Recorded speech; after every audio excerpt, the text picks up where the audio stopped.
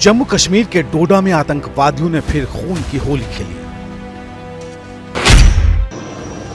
दहशतगर्दों के खात्मे के एक बड़े ऑपरेशन के दौरान सेना के कैप्टन सहित 5 जाबाज शहीद हो गए। डोडा के धारी गोटे उरार बागी इलाके में एनकाउंटर के दौरान ये जख्मी हुए थे।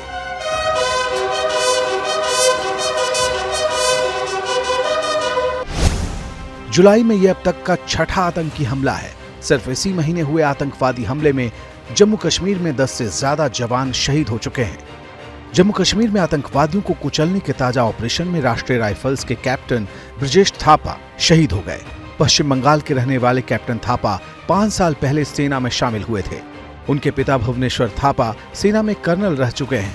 मां नीलिमा ने बेटे के बलिदान पर कहा कि मुझे बेटे की शहादत पर गर्व है।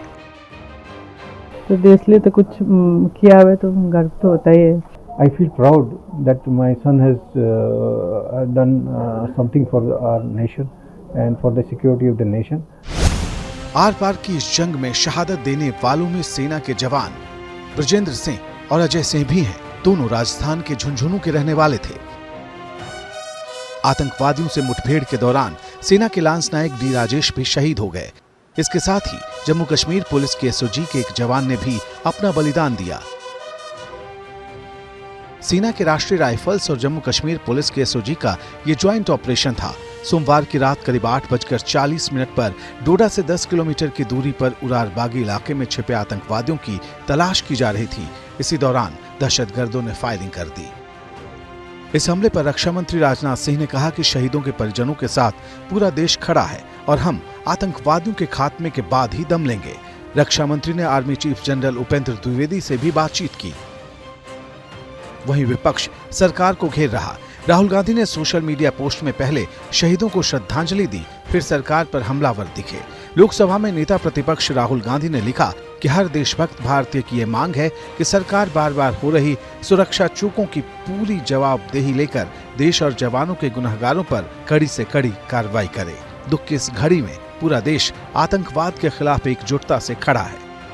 प्रियंका गांधी ने भी इस मुद्दे पर सरकार को घेरा।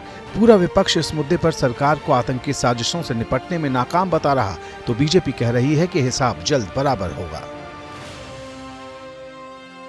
ये इतिहास की सबसे कमजोर सरकार है और मुझे ऐसा लगता है कि विदेश नीति के मामले में, सरहदों की सुरक्षा के मामले में, जवानों की सुरक्षा के मामले में, जनता की सुरक्षा के मामले में ये सरकार अब तक सबसे विफल सरकार है। और मुझे लगता है कि सरकार पूरी तरीके से विफल रही है।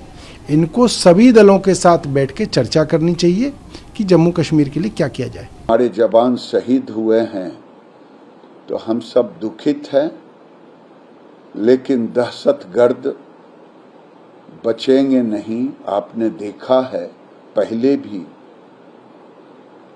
और आगे भी उनकी दुर्गति यही होगी। For exclusive and insightful videos, subscribe to our new channel ABP Live Premium.